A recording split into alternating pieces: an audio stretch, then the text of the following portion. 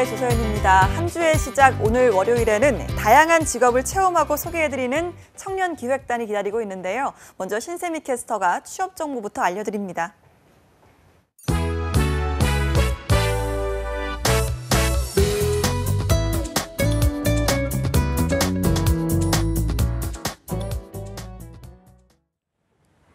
네, 안녕하세요. 취업 정보 알려드림의 신세미입니다. 오늘의 대기업 채용 소식입니다. 경동물류에서는 2018년 재무회계 분야에서 신입 및 경력사원을 모집하고 있습니다. 초대졸 이상으로 세무와 회계 관련 전공 및 자격증 소지자면 지원이 가능한데요. 경력직의 경우는 5년 이상의 경력이 있어야 합니다. 모집 기간은 6월 29일까지입니다. 다음은 TCC 동양의 관리사무직 신입사원 소식인데요. 경영지원본부에서 근무를 하게 되며 회계 업무를 담당하게 됩니다. 2년제 및 4년제 졸업 이상으로 회계를 전공하고 3.0 이상의 학점이면 지원 가능합니다. 회계 직무 관련 지식 및 경험 보유자를 우대하고 있고요. 모집 기간은 7월 2일까지입니다. 그리고 대교에서 행정업무 처리를 위한 사무직원을 모집 중입니다. 교재 및 문서 관리, 지점 자금 사용 기록 등의 업무를 수행하면서 학습 문의 전화 응대도 맡게 됩니다.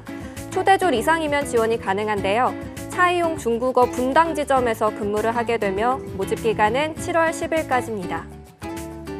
마지막으로 SK플래닛의 채용 공고입니다. 11번가 고객행동 데이터 개발 분야의 엔지니어를 찾고 있는데요.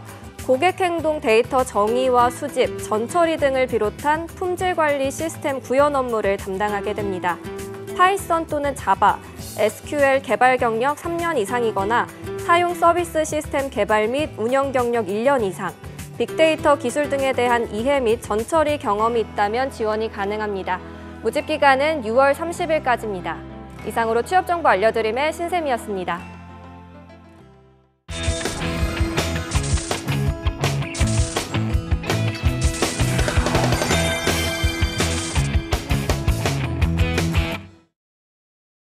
네, 청년의 눈으로 바라본 직업체험 리얼 보고서 청년기획단이 간다 시간입니다. 오늘도 청년기획단 여러분들 스튜디오에 나왔습니다. 안녕하세요. 안녕하세요. 네, 인사해 주시죠.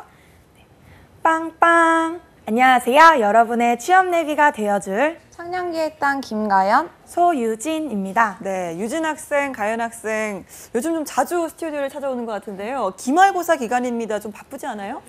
네, 저희가 한창 촬영하고 이제 편집하고 이럴 기간에 기말고사 기간이어서 바쁘긴 했는데 드디어 저희가 종강이란 걸 하였습니다. 사실 종강을 위해서 한 학기를 살잖아요. 예, 네. 가연 학생 어땠습니까? 저희도 말씀했듯이 기말고사 끝나고 이제 종강을 했는데 이제 저번 주까지는 기말고사 기간이었어서 그렇죠. 과제하랴, 공부하랴, 촬영 나가랴, 또 스튜디오까지 나오랴 진짜 몸이 10개라도 모자랄 것 같았어요. 네. 근데 또 막상 공부를 하고 과제를 하다가 촬영에 나가게 되면 뭔가 다양한 분들도 만나 뵙고 재미있는 경험도 하게 되니까 머리를 식히는 기분이더라고요. 네. 심지어는 약간 촬영이 제 생활의 일부가 된 것 같다 이제 하는 프로방송인이 되는 건가요? 네, 들더라고요. 알겠습니다. 자, 우리 친구들이 매주 만날 수 있는 날까지, 고정이 되는 날까지 네, 기대를 하도록 하겠습니다. 그래도 이제 시험도 끝났고 조금 더 홀가분한 마음으로 나온 것 같은데 확실히 얼굴도 좀 편해진 것 같습니다. 지난번보다는. 자, 오늘은 어떤 직업 만나고 오셨나요, 유진 학생? 네. 저 요즘 SNS를 보면 인스타 감성, 이제 감성에 취한다 이런 말들 많이 하잖아요. 그렇죠. 이제 감성에 되게 중요한 요소들이 많은데 뭐 날씨도 좋아야 하고 풍경도 좋아야 되고 같이 간 사람들과도 행복한 사람과 함께 가야 하고요. 이제 그렇지만 인스타 감성, 이런 감성에 가장 중요한 거는 저는 인테리어라고 생각하는데요. 그런 멋진 감성, 인테리어를 만들어주시는 분, 실내 인테리어 디자이너님을 저희가 이번에 만나 뵙고 왔습니다. 아, 그렇죠. 요즘 정말 뭐 핫플레이스 찾아다니시는 분들 많잖아요. 저도 예쁜 인테리어가 있는 곳이라고 하면 좀 한 번쯤은 방문해보고 싶고 그런 생각이 드는데, 자, 실내 디자이너면 보통 뭐 집을 말하는 건가요? 집안 인테리어도 하시지만 네. 뭐 식당, 카페, 뭐 사무실 등 실내라면 어디든 가리지 않고 디자인하신다고 들었어요. 네. 어디를 디자인하냐에 따라서 만들어내야 되는 분위기도 다르고 또 신경 써야 하는 요소도 다를 텐데 진짜 대단하시다라는 생각이 들었습니다. 그렇습니다. 그러니까 뭐 매번 다른 직업을 취재해 오는 것도 멋지지만 이렇게 또 매번 다른 직업을 생각해내는 것도 정말 힘들 것 같다는 생각이 드는 것 같은데요.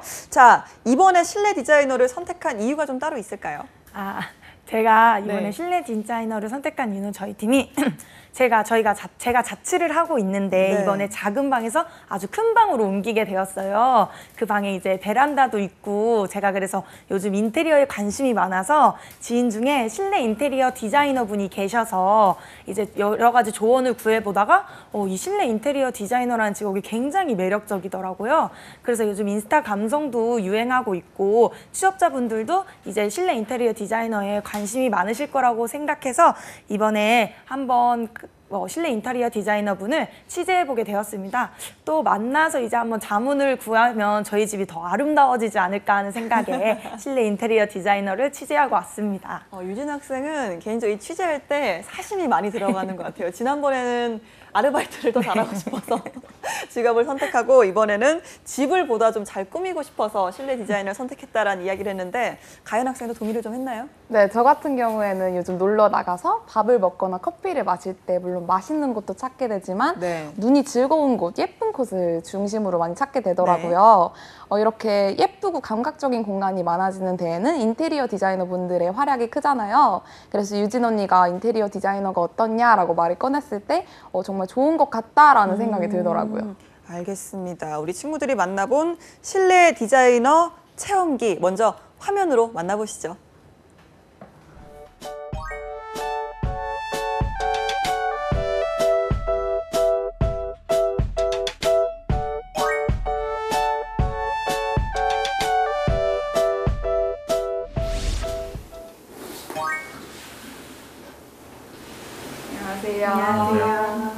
안녕하세요. 반갑습니다.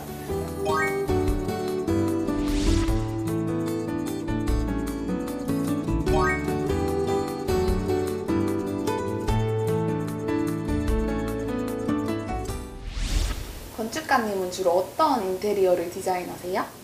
저는 이제 카페라든지 뭐 베이커리 샵 이런 상공간들 위주로 많이 했고요. 그 외에 부수적으로도 이제 업무 공간, 주거 공간 이런 식으로 작업을 하고 있었습니다. 보통 클라이언트한테 작업 의뢰가 들어오면 그 작업 기간은 어느 정도 되시나요? 일반적인 저희가 상공간이라고 생각을 했을 때 30평대 안쪽이면 디자인하는데 한 달 정도, 그리고 공사하는데 한 달 정도, 그래서 총 2달 정도 소요된다고 보시면 됩니다. 디자인이 거의 안 들어가고 이제 마감재 정도에서만 서로 얘기가 돼서 작업을 진행을 하면 한 일주일 정도에도 끝나기도 하고요. 제가 예전에 이제 회사에 몸담았을 때는 거의 프로젝트 하나를 1년 정도 하기도 했었고요. 그거는 케이스마다 다른 것 같아서 딱 정해진 건 없다고 볼 수 있을 것 같습니다. 머릿속에 상상만 하고 있던 거를 이제 현실화 하시는 건데 그런 도면은 어떻게 현실화 하시는 건가요? 일단 클라이언트를 만나서 클라이언트가 생각하는 방향성에 대해서 얘기를 듣고요. 저희가 일반적으로 CAD라는 프로그램을 활용해서 도면 작업을 많이 하고 있습니다. 우와. 뭔가 내가 모르는 단어가 엄청 많아. 이거에 약자로 해서 REC 찍고 원하는 만큼을 이제 해서 찍으면 이제 메모가 되잖아요. 근데 이게 저희는 인테리어는 이제 치수가 되게 중요하기 때문에 이게 플랫. 이만한 거. 그러면 이제 여기 치수. 그 다음에 내려봐요. 네. 자, 한번 쳐보세요.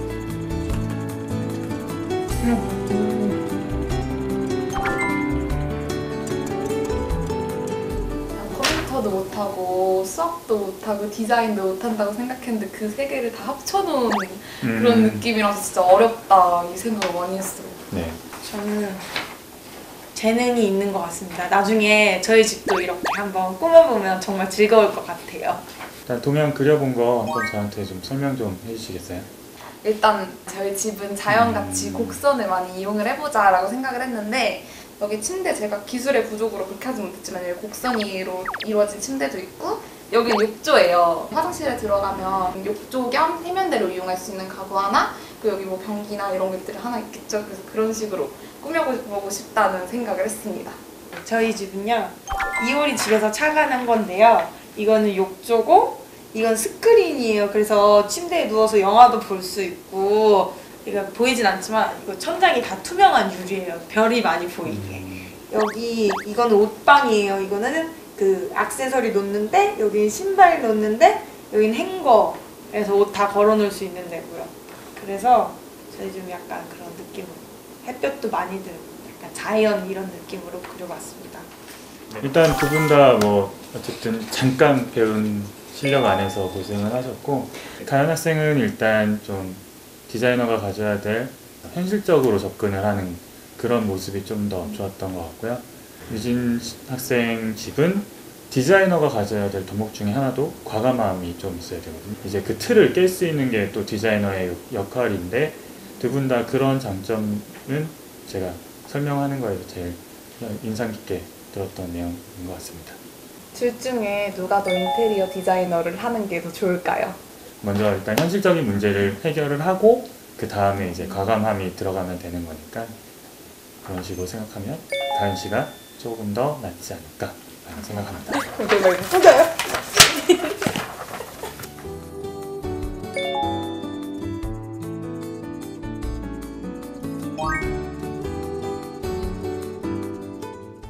디자이너라고 하면 이제 도면화 작업만 할 것 같은데 현장에도 직접 나가시고 그러시나요?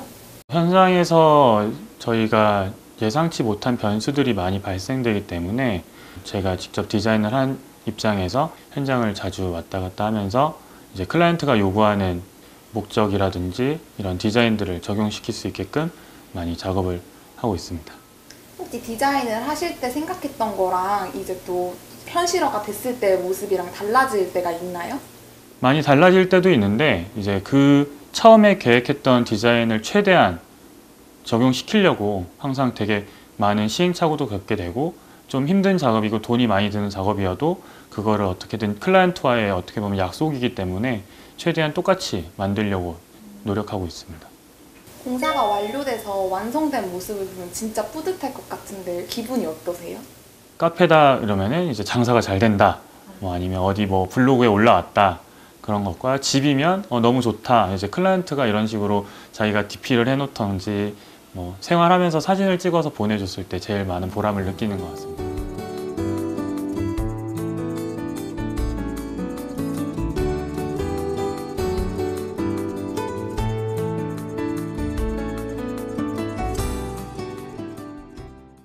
네, 영상을 통해서 우리 친구들이 취재한 실내 디자이너분을 한번 만나봤습니다. 너무 귀여워서요. 보는 내내 절로 엄마 미소가 나오는 것 같은데, 직접 도면을 그려봤네요. 정말 뭐 간단하게라도 배워봤는데 어떤 걸 좀 배웠는지 이야기를 한번 들어보도록 하겠습니다. 네, 저희가 CAD를 직접 그려보긴 했는데요. 아주 간단히만 배웠는데 정말 외울 것이 많더라고요. 이제 뭐 M을 누르면 뭐 무브 움직일 수 있다던가, 네. 뭐 REC를 치면 사각형을 그린다던가, CC를 치면 원을 그린다던가, 이렇게 약자를 외울 게 정말 많더라고요. 네. 일단 약자 5개 정도만 배우긴 했는데 정말 조금 외우고 잠깐 배운 것 치고 되게 조금 헤매고 되게 잘했던 것 같습니다. 어쩐지 영상에서도 재능이 있는 것 같다라고 본인이 말을 하기도 했는데 어땠나요? 좀 재밌게 배웠나요? 네, 그 배운 지 일주일이나 지났는데 되게 네. 기억이 아직 생생하게 남을 만큼 되게 재밌게 배웠고요. 제가 원래부터 집 꾸미기 게임을 굉장히 좋아하는 편이어가지고 꼭 그 게임하는 것 같아서 되게 즐겁게 했던 것 같습니다. 네, 뭔지 알죠. 저도 예전에 많이 했었거든요, 그 게임. 자, 가연 학생은 디자이너분이 가연 학생의 디자인을 픽을 하셨어요. 어땠습니까? 기분이 아주 좋았고요. 네. 저는 디자인 도안이라고 해서 뭐 연필로 종이에 그려놓은 연필로 종이에 네네. 그려놓는 그런 도면을 생성을 했는데 컴퓨터 프로그램으로 도면을 작성하신다고 하시더라고요. 그래서 네. 호기심이 생겨서 한번 배워봤는데 좀 어렵기도 하고 좀 복잡한 프로그램이어서 짧은 시간에 많은 걸 배우지는 못했지만 뭐 동그라미, 네모, 세모, 도형을 그려보기도 하고 어떤 크기의 가구를 어디에 배치시킬지 이렇게 상상하면서 도면을 작성해봤어요. 정말 재밌었습니다. 네, 아니 디자이너분께서 이 두 학생의 도면에 대해서 평가를 해주셨어요. 상당히 좋은 말씀만 해주셨는데 유진 학생 같은 경우는 과감하다라고 평가해 주셨고 가연 학생 같은 경우에는 굉장히 현실적이다라는 말씀해 주셨는데 자, 유진 학생 자신의 도면을 좀 스스로 평가를 해본다면 네, 어떨까요? 디자이너님이 말씀하신 것처럼 저희 집은 현실성이 조금 떨어지지만 아주 과감한 집이라고 말씀하셨는데 자, 말했듯이 이제 효리나 민박에서 굉장히 착안을 한 거였거든요. 네. 방 안에 욕조가 있고 또 막 이런 건데 저의 꿈을 담은 집이기도 하거든요. 이게 네. 이제 뭐 저는 아주 큰 땅을 사서 자연에서 아주 큰 땅을 따서 나무도 많고 별도 많이 보이는 곳에서 이제 천장은 유리로 돼서 밤에 누우면 별 보이고 비 오면 비 오는 것도 다 보이고 이런 집을 만드는 게 저의 꿈이었어요. 그래서 조금 현실성이 떨어지긴 하지만 디자이너님께서 말씀하신 것처럼 현실성을 아주 조금 채운다면 나중에 아주 멋진 저의 꿈의 집이 완성되지 않을까? 뭐 이렇게 생각을 하였습니다. 나중에 큰 땅을 사야 되면 예, 지금부터 열심히 알겠습니다. 돈을 벌어야 되지 않을까 하는 생각이 드는데 가연 학생이 좀 스스로 만든 도면을 평가해 본다면 어떻게 할 수 있을까요? 저 같은 경우에는 이제 제가 자취를 하게 되면 현실적으로 큰 집에 살기는 힘들잖아요. 처음에는 그렇죠. 네, 그래서 가족들이랑 사는 것처럼 큰 집에 살기는 어렵다고 생각을 해서 비교적 좁은 원룸에 살게 되면 효율적인 가구 배치가 정말 중요할 것 같다고 생각을 했어요. 그렇게 되니까 디자이너님이 말씀하신 것처럼 현실적인 도안이 나오게 된 것 같아요. 현실적이기만 한 것보다는 과감함도 필요할 거라고 말씀을 해주셨는데 네. 나중에 제가 자취를 하게 된다면 현실적인 모습과 또 과감한 요소도 가미된 그런 공존하는 그런 공간을 한번 만들어보고 싶다라는 생각이 들더라고요. 도면을 작성해 본 게 정말 재밌는 경험이었습니다. 네, 요즘 뭐 자취방 인테리어라고 해서 많이들 글도 좀 올라오고 다들 좀 로망이 내 집, 내 공간을 꾸미는 거에 상당히 많은 분들이 관심을 갖고 있잖아요. 유진 학생은 자취를 하고 있다고 했고 가연 학생도 지금은 가족분들과 함께 살고 있지만 앞으로 자취할 생각이 있나 봐요? 그냥 이게 도면을 작성할 때 큰 틀이 디자이너님이 현재 작업하고 계시는 공간이었어요. 네. 근데 그게 큰 공간은 아니다 보니까 가족들과 사는 집보다는 자취방을 생각하고 꾸미는 게 더 낫겠다라는 생각이 들어서 한번 자취방을 꾸미게 된 거였고 유진 언니가 지금 자취를 하고 있는데 가끔씩 집에 놀러 가다 보니까 내가 자취를 하면 어떤 모습일까 하는 상상을 많이 하게 되더라고요. 그래서 좀 많이 자취방을 꾸미게 된 것 같습니다. 그렇군요. 평소에 좀 자취방에 대한 로망이 있었나요? 가연 네, 학생도? 로망이 있게 되더라고요. 옆에 네. 자취하는 사람들이 많다 보니까. 어떤 로망이 있는지 좀 물어볼까요? 요리를 많이 네. 해먹는다거나 뭐 약간 깔끔하게 잘 꾸며놔서 좀 사진이 많이 잘 나오는 그런 공간을 꾸미고 중요하죠. 싶다 하는 생각을 많이 맞습니다. 했었어요. 가연 학생의 방이 핫플레이스가 될 때까지 기대하도록 하겠습니다. 유진 학생 같은 경우는 최근에 이사를 했다고 했잖아요. 지금 한창 좀 디자인에 열을 올릴 때 아닙니까? 네, 제가 요즘 큰 집으로 이사를 하고 그랬는데 그 집은 베란다도 있고 창문도 커서 이제 뭐 햇볕도 잘 들어서 좋긴 하지만 아무래도 그런 만큼 혼자 살기에는 되게 외롭고 그런 기분이 많이 들더라고요. 이제 자취를 하다 보니까 외롭고 허전하고 이런 기분이 많이 들어서 어떻게 집을 꾸미면 좀 더 포근하고 좀 더 있고 싶은 집이 될까 이렇게 생각을 하고 있어요. 그래서 방학을 맞이한 요즘에 돈을 열심히 모아서 집을 꾸미느라 아주 정신이 없답니다. 네, 저는 사실 최근에 그 인테리어 저도 관심이 많지만 제가 최근에 좀 빠져있는 인테리어는 그 미니멀 라이프라고 하잖아요. 그래서 최대한 좀 눈에 보이는 거를 없애고 좀 깔끔하게 하고 공간을 많이 확보하는 거에 좀 빠져있는데 유진 학생 같은 경우는 좀 어떤 디자인에 지금 좀 빠져있는지 궁금하네요. 요즘 제가 빠져있는 디자이너님께서 단색으로 꾸미라 하셔가지고 넓어 보이도록. 네, 넓어 보이도록. 근데 저희 집이 좀 지저분하고 있을 거 다 넣어져 있고 이렇게 약간 너저분한 느낌이 너무 많이 드는 집이어서요. 맥시멈 라이프. 네, 그래서 저희 집은 정말 맥시멈 라이프 이런 집이에요. 그래서 제가 그런 걸 어떻게 정리할 수 있을까 해가지고 수납 공간도 많이 알아보고 있고 조립식 가구 이런 것도 네. 굉장히 많이 알아보고 있는 편입니다. 예, 공간의 효율성에 좀 관심이 네, 있는 굉장히. 유진 학생 이야기를 좀 들어봤고요. 자, 직접 도면을 그려보기도 했고 또 디자이너분의 도면도 봤는데 어땠나요, 가연 학생? 말씀드렸다시피 정말 어려웠어요. 뭐 0.1mm만큼 작은 수치도 신경을 써야 한다고 하시더라고요. 네. 문을 열 때 부딪히진 않을지, 벽에 얼마나 붙었는지, 또 가구들끼리는 얼마나 붙었는지, 또 클라이언트가 원하는 방향은 또 어떤 방향인지 생각하고 신경 써야 할 요소가 너무 많다 보니까 진짜 복잡하고 머리가 아프겠다 이런 생각이 들더라고요. 네, 우리는 사실 뭐 인테리어 쉬울 것 같고 뭐 요즘은 좀 뭐 게임도 많이 해봤고 애플리케이션도 잘 돼 있으니까 좀 쉽게 생각하기가 쉬운데 막상 해보면 이게 쉬운 일이 아니에요. 그렇죠, 유진 학생? 네, 이제 저희는 아주 조금 배워서 수치랑 재료는 고려하지 않고 그냥 무작정 CAD를 그린 건데요.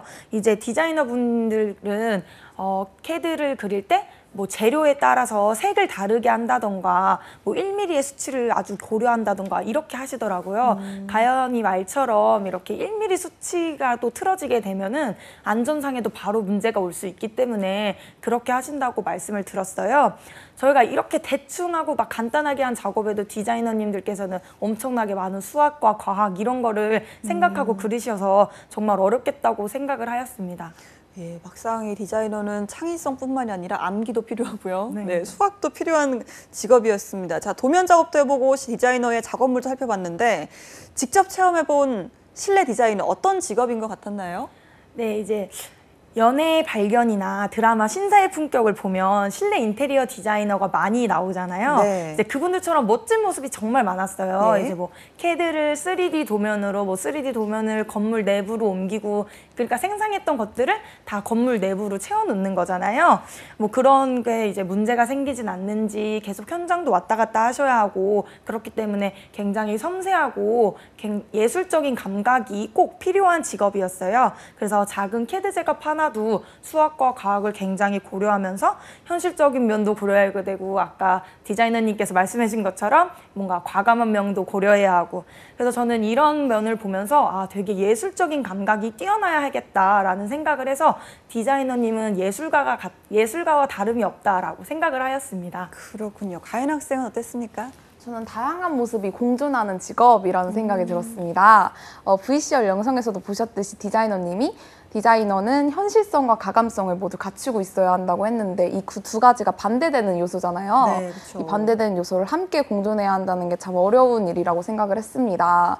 근데 또 이제 사람들이 직접 이용을 해야 하는 공간이기 때문에 현실적인 문제도 다뤄야 하는 현실성과 또 사람들이 감탄하고 즐거워할 수 있는 디자인을 해내야 하는 과감성 이 두 가지 요소를 가지고 있는 어떻게 보면 모순되지만 그만큼 더 매력 있는 직업이다라는 생각이 들었습니다. 좋은 말이에요. 자, 이 친구들이 좀 직접 체험을 해보면서 내가 만약에 실내 디자이너가 된다면 어떻게 좀 하고 싶다 이런 생각을 해보게 되잖아요. 유진 학생 같은 경우는 좀 어떤 일을 해보고 싶나요?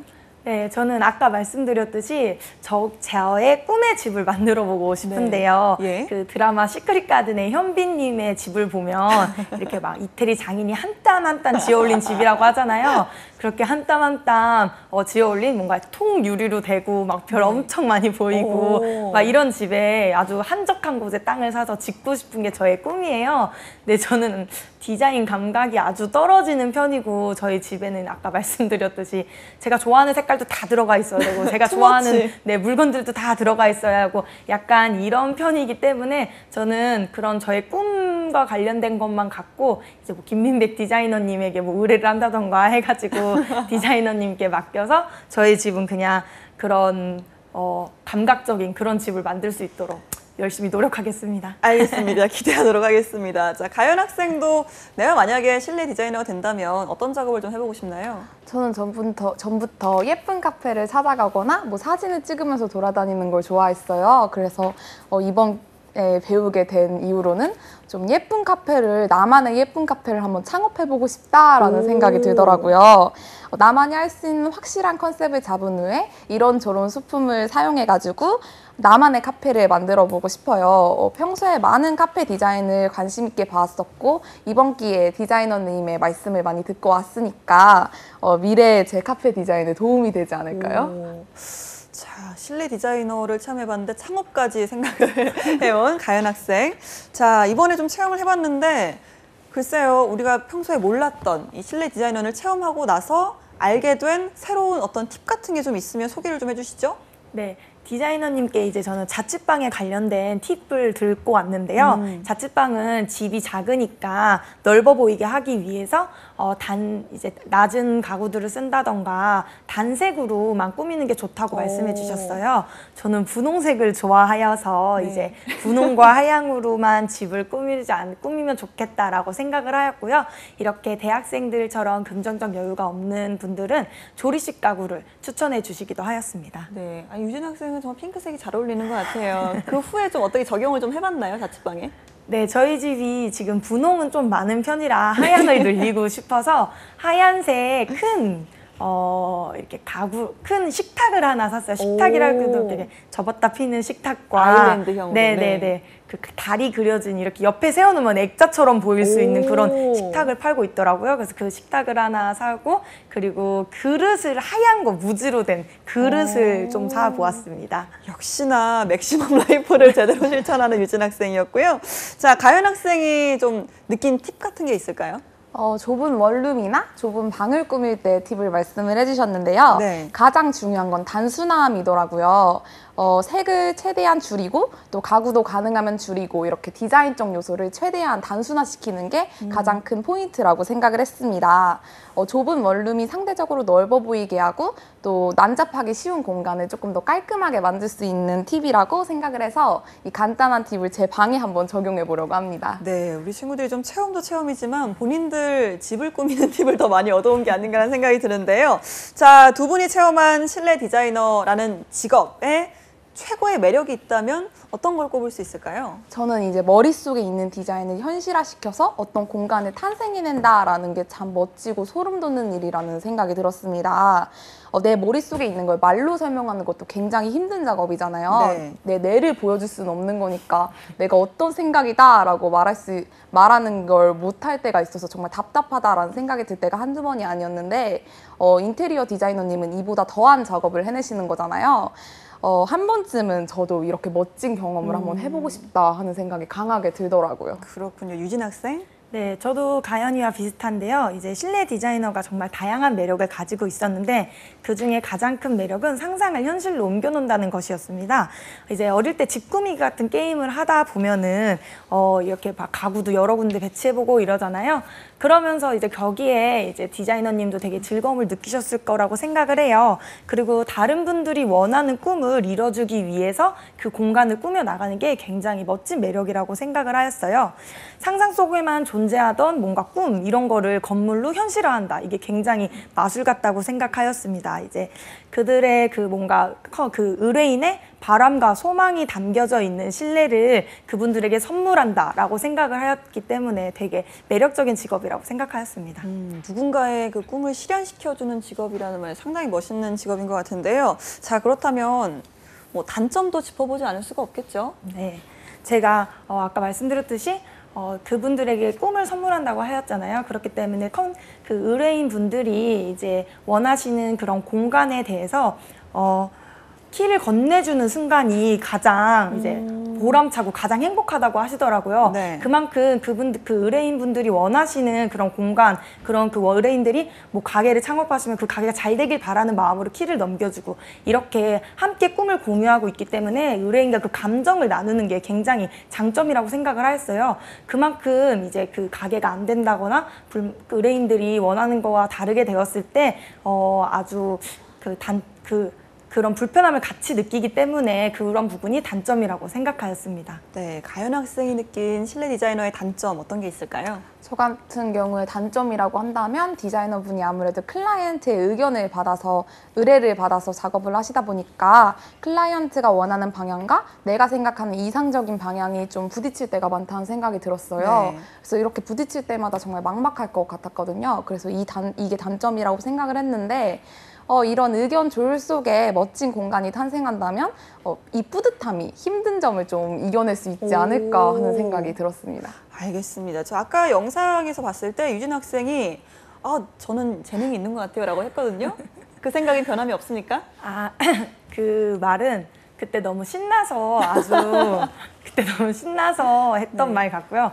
저는 그런 1mm의 수치를 고려해야 하는 섬세함이 부족하기 때문에 아무래도 디자이너는 무리일 것 같습니다.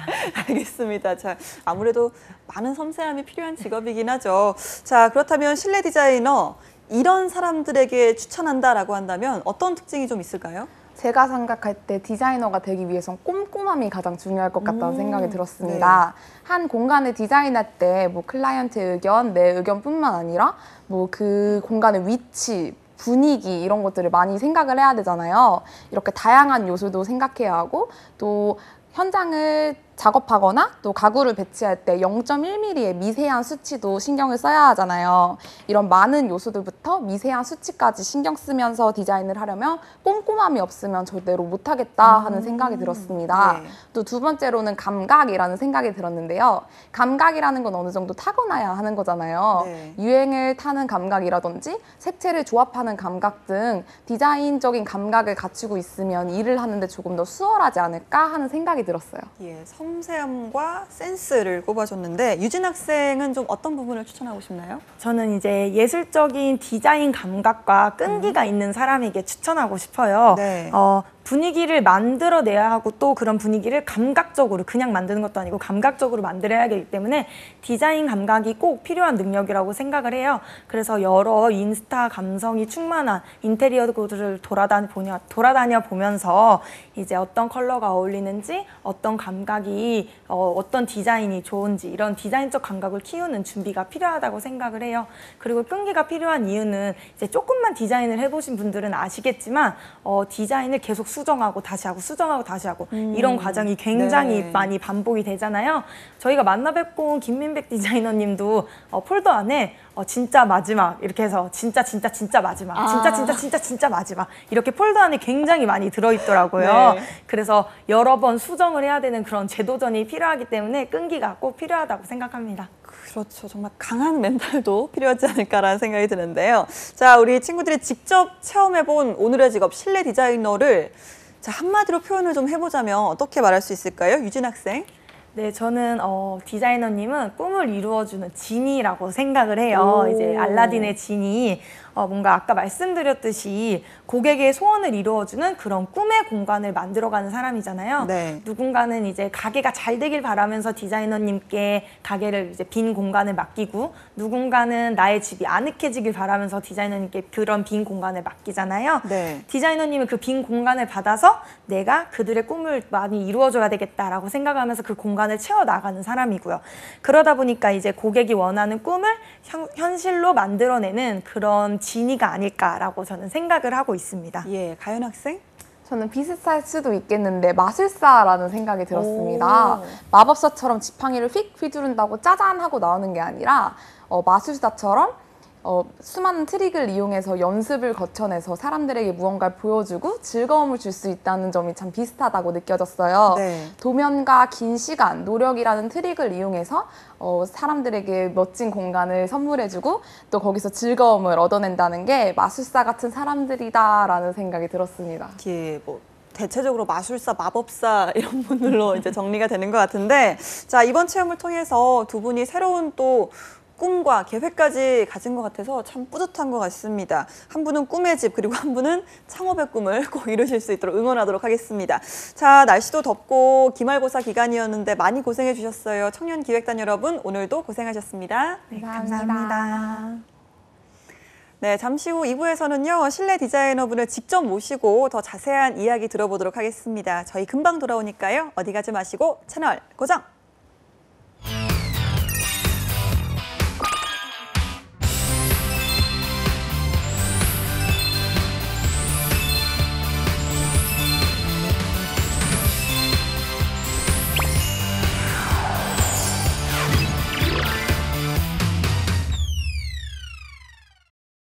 나는 맞고 남들은 틀리다는 사람 어떻게 생각하세요? 왜 저럴까 싶죠. 그건 아니죠. 네. 별로 그런 사람 없는 것 같아 요새. 너 있잖아. 속상하기도 하고 이기적이지 않을까요? 그럼 생각이 다른 누군가를 틀렸다 한 적 없나요? 얘는 있어 확실해. 나 있는 것 같아. 사실 저도 있죠. 다양한 생각이 존중받는 사회, 서로에 대한 배려에서 시작됩니다. 당신은 능력자입니다. 손가락만 까딱하면 누군가를 울릴 수도, 아프게 할 수도, 포기하게 할 수도 있습니다. 하지만 당신은 누군가를 기쁘게 할 수도, 행복하게 할 수도 있으며 다시 뛰게 할 수도 있습니다. 손가락만 까딱하면. 온라인 댓글, 당신은 어떻게 쓰시겠습니까? 한국 직업 방송을 보면 취업이 보입니다.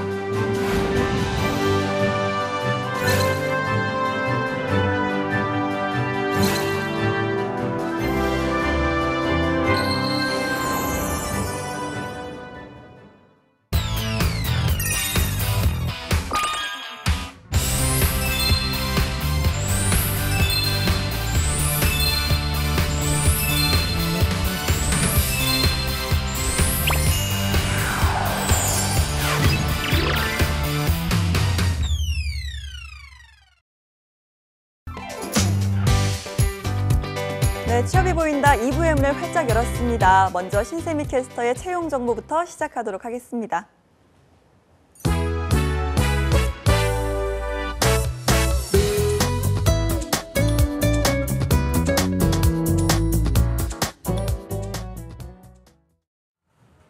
네, 취업 정보 알려드림의 신샘입니다. 오늘의 공기업 및 공공기관 채용 소식입니다. 주택관리공단 경기지사에서 신입 직원을 모집하고 있습니다. 경기지사 관할 관리소에서 근무를 하게 될 예정이며 공동주택 시설물 관리를 할 기술직 4명을 모집 중입니다. 학력과 성별, 연령에 제한이 없고요. 공단 직원 채용 결격 사유에 해당되지 않다면 지원이 가능합니다. 모집 기간은 7월 1일 오후 6시까지입니다. 다음은 한국문화재단의 하반기 직원 공개 채용 소식인데요. 일반 경영행정 분야와 전통음식 조리 분야에서 신입과 경력직을 모집 중입니다. 그 외에 경비와 미화, 문화상품 판매 등 다양한 분야에서 총 17명의 직원을 채용하고 있습니다. 일반 경영행정과 조리직의 경우는 각 5급과 4급에 해당하고요. 그 외 분야는 무기계약직입니다.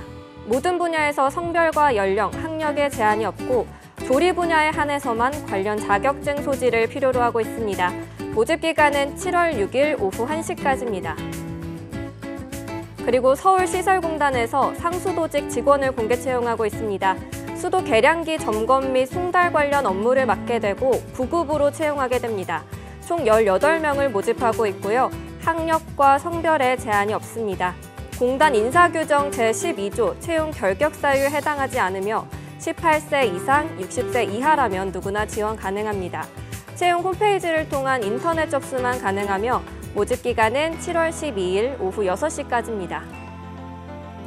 마지막으로 한국조폐공사의 개방형 직위 모집 공고입니다. 사이버 안전센터장을 모집하고 있는데요. 정보보안 및 개인정보 보호관리 업무를 총괄하고 사이버 안전센터 및 주요 정보통신 기반시설 관리 운영을 맡게 됩니다. 2018년 12월 31일 기준 만 58세 이하로 정보보안 또는 전산 분야에서 팀장급으로 5년 이상의 경력자가 지원이 가능합니다. 관련 자격증 또는 관련 분야 석사학위를 소지하고 있어야 지원이 가능하고요. 모집 기간은 7월 6일 오후 5시까지입니다. 이상으로 취업 정보 알려드림의 신샘이었습니다.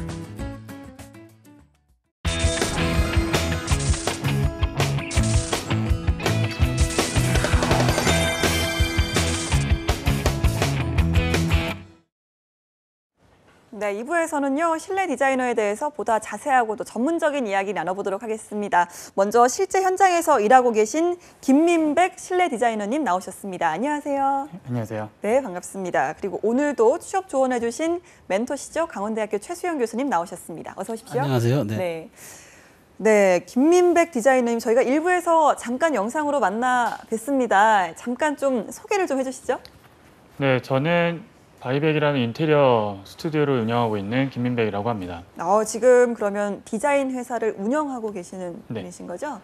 알겠습니다. 본격적인 이야기를 좀 해보기 전에요. 저희가 좀 궁금한 게 있습니다. 저희가 이제 디자이너라고 하면요. 인테리어 디자이너라고 하면 뭐 다양한 이름들이 있잖아요. 실내 디자이너도 있고 건축 디자이너도 있고 뭐 여러 가지 이름이 있는데 구분이 좀 힘들거든요. 어떻게 구분할 수 있을까요? 일단 크게 차이는 없다고 생각하시면 되는데요. 네. 인테리어 디자인이나 공간 디자인이나 이제 실내 디자인은 모두 그냥 기호에 따라서 다시 명명을 하시는 것 같더라고요. 네.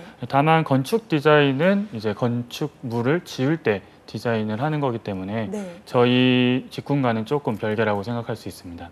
그러면 건축 디자이너 같은 경우는 건물을 지으면서 내부 디자인까지 같이 하는 걸 말하는 거예요? 아니면 외부만? 네.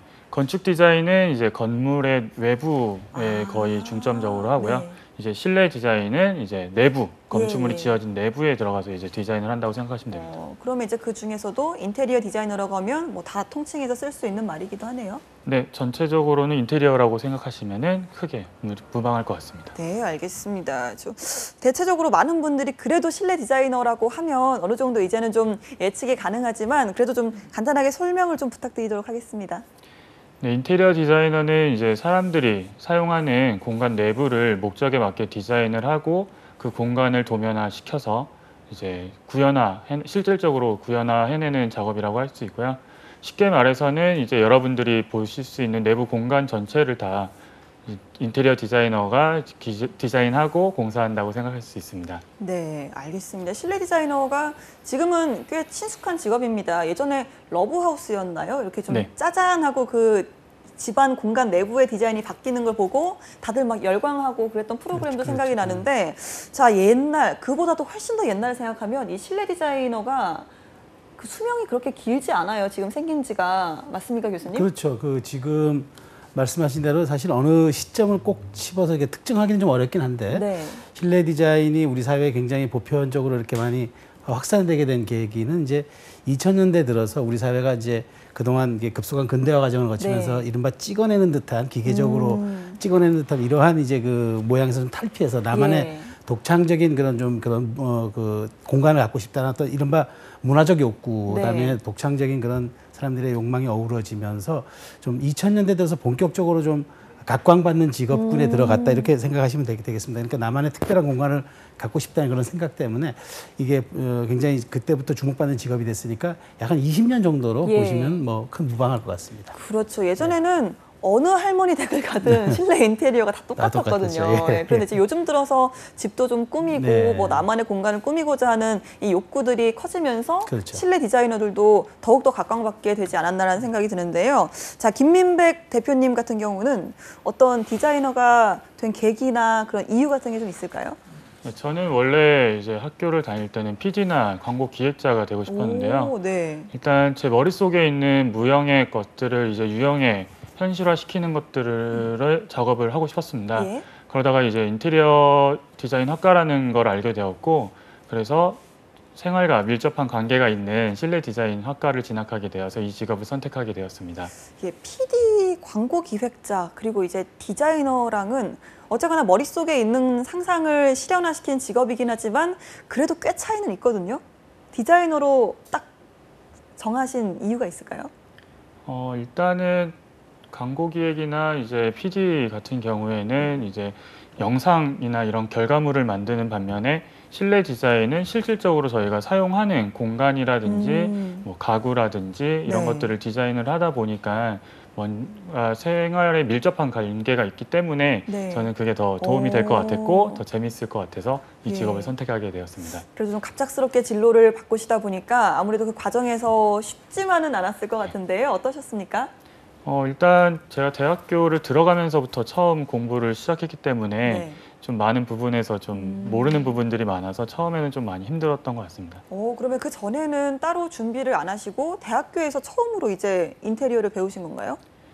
네, 일단 다른 여타 분들이 다 똑같지는 않지만 이제 미술 쪽을 공부를 하시고 디자이너 쪽으로 이제 진로를 하시는 분들이 많은데 저는 이제 고등학교 때 그냥 공부만 하다가 대학교에 가서 처음으로 이제 디자인이라는 학과를 들어가면서 공부를 하게 된 케이스입니다. 네, 대학에서 처음으로 이제 시작을 하셨다고 하는데 글쎄요, 실내 디자이너가 되기 위한 어떤 과정 같은 게 따로 있을까요, 교수님?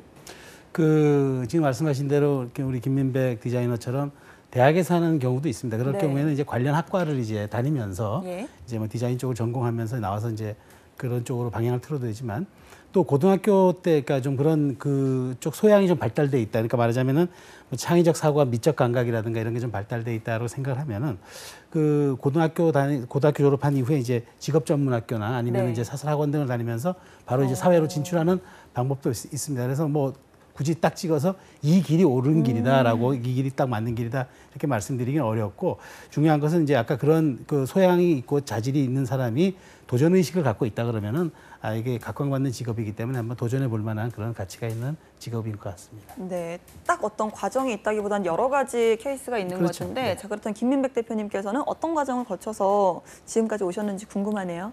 네, 저는 일단 대학교에 들어가서 실내 디자인 학과에 진학을 해서 이제 디자인 기획이라든지 컴퓨터 툴적인 부분에서 배웠고요. 일을 하면서 대학원까지 진학을 해서 현재 이제 디자인 스튜디오를 운영하고 있는 케이스입니다. 그러면 대학과 대학원 졸업하시고 바로 창업을 하신 케이스신가요? 회사를 다니면서 이제 대학원을 준비하다 보니까 중간에 이제 회사를 그만두고 회사를 이제, 다니셨다가 예. 회사를 다니다가 대학원을 가서 진학을 했다가 다시 이제 대학원 졸업하면서 창업을 하게 되었습니다. 그렇군요. 자, 취업을 하다가 창업으로 딱 넘어간 이유가 좀 궁금한데요. 취업하실 때 어렵진 않으셨어요? 일단 취업할 때는 저는 일단 인테리어 이쪽 계통 자체가 네. 워낙에 TO가 많다 보니까 취직하는 데는 크게 어려움은 없었습니다. 그러면 다니던 회사를 관두고 창업을 하신 건데 글쎄요. 딱 회사를 그만두고 창업을 하시게 된 이유 같은 게 있을까요?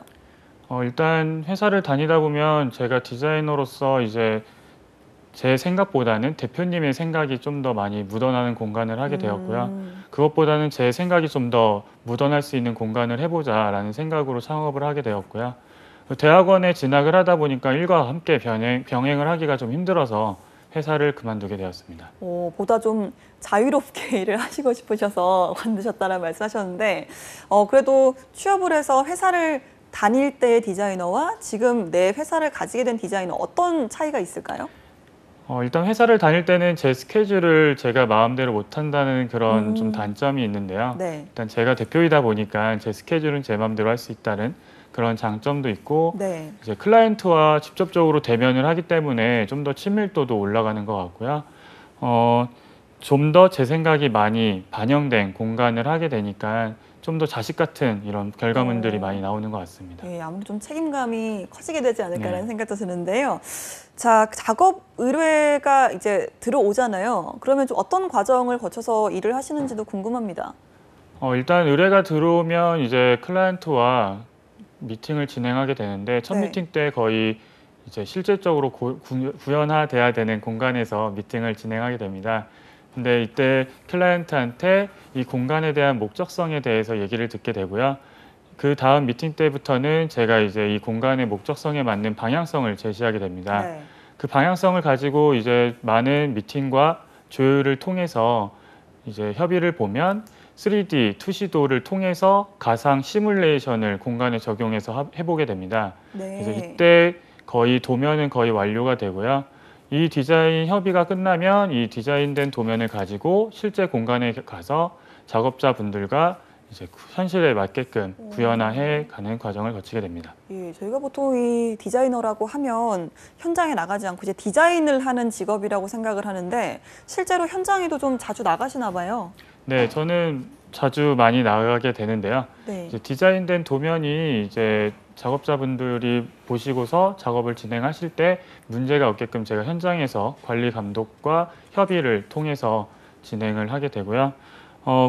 인테리어 공사는 하나하나 단계적으로 좀 진행이 돼야 되는 부분이 있기 때문에 제가 현장에서 각 작업하시는 분들의 스케줄을 또 짜서 이제 진행을 하는 방식으로 하고 있습니다. 네, 그런데 이제 실제로 아무리 뭐 시뮬레이션을 해보고 해도 이제 상상하던 어떤 그림과 실제로 봤을 때 작업 현장의 모습과는 상당히 가끔 차이가 있을 것 같기도 하거든요. 어떻습니까?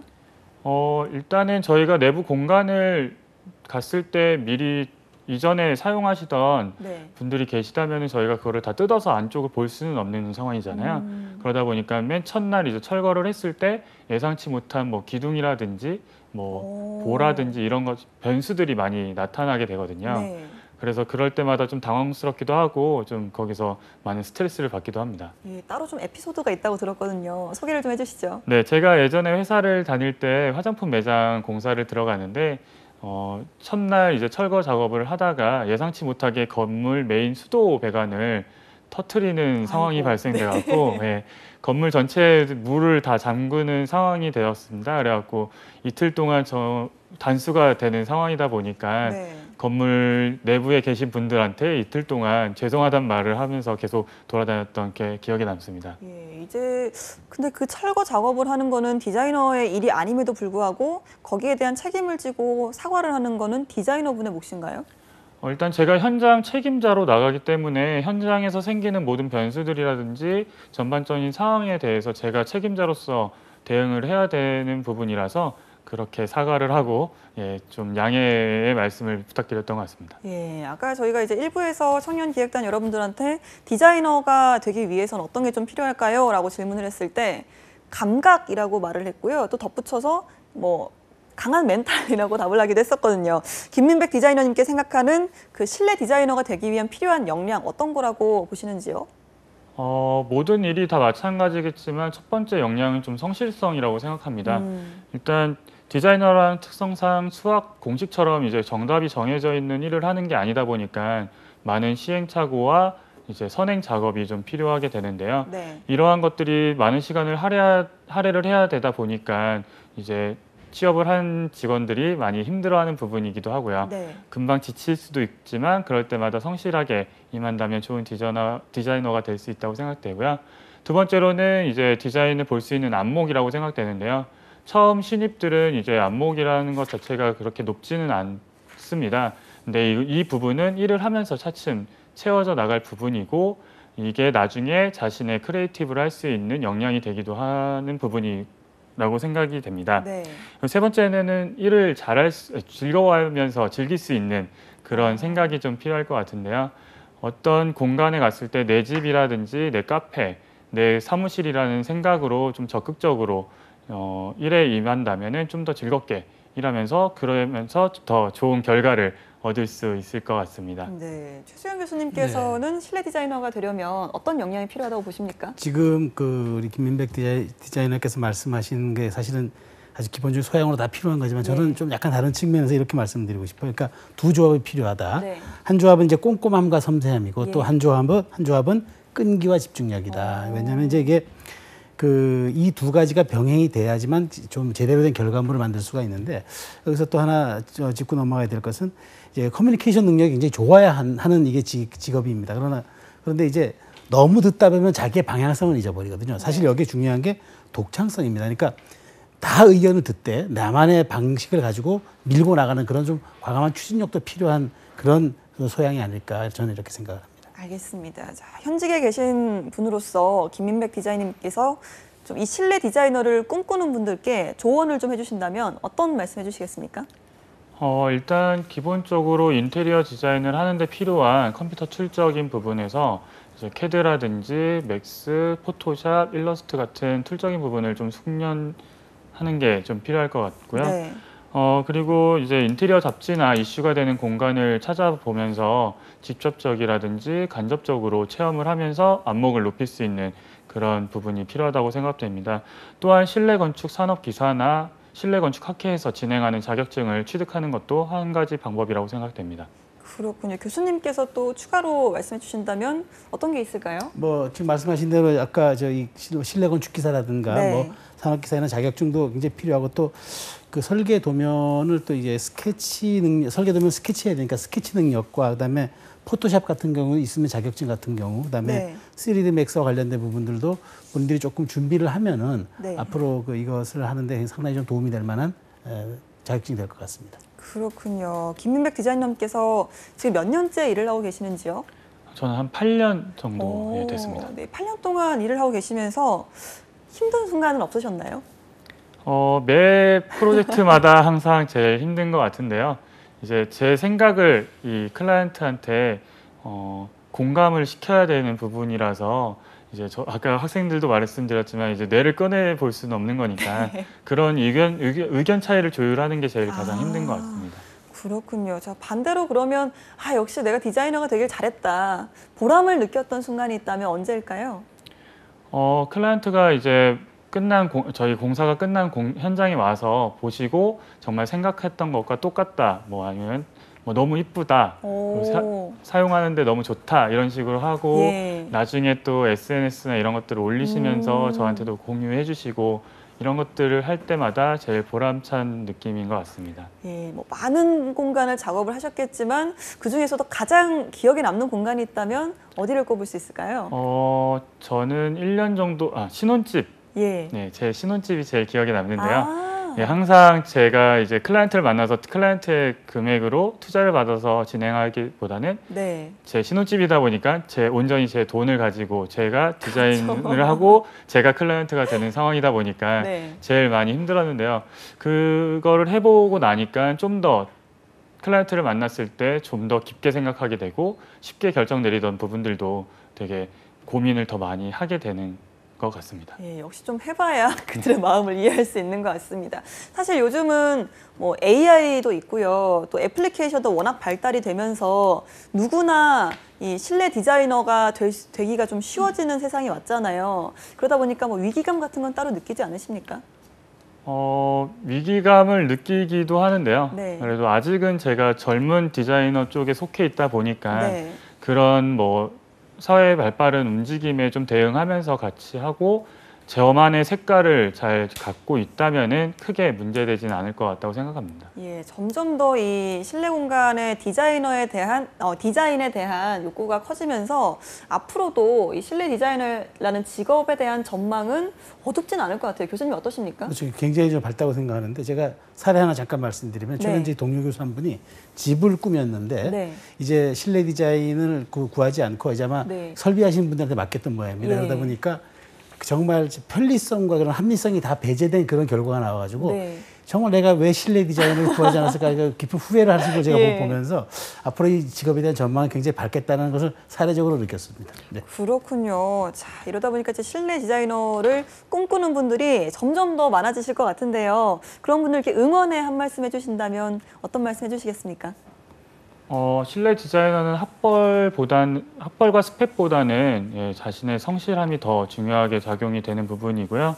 경력을 쌓고 인내심을 가지고 이제 일을 하다 보면은 좀 더 좋은 디자이너가 될 수 있으니까 디자이너란 타이틀 자체가 많은 힘든 상황도 있겠지만 그만큼 보람차고 즐거운 직업이고 남들이 보기에 멋있는 직업이니까 열심히 하셨으면 좋겠습니다. 알겠습니다. 오늘 취업이 보인다에서는 실내 디자이너에 대해서 보다 자세하게 알아봤습니다. 오늘 함께해 주신 김민백 실내 디자이너님 또 최수영 교수님 고맙습니다. 감사합니다. 네, 취업이 보인다. 오늘 준비한 소식은 여기까지입니다. 저희는 내일 오전 11시에 다시 찾아오도록 하겠습니다. 함께해 주신 여러분 고맙습니다.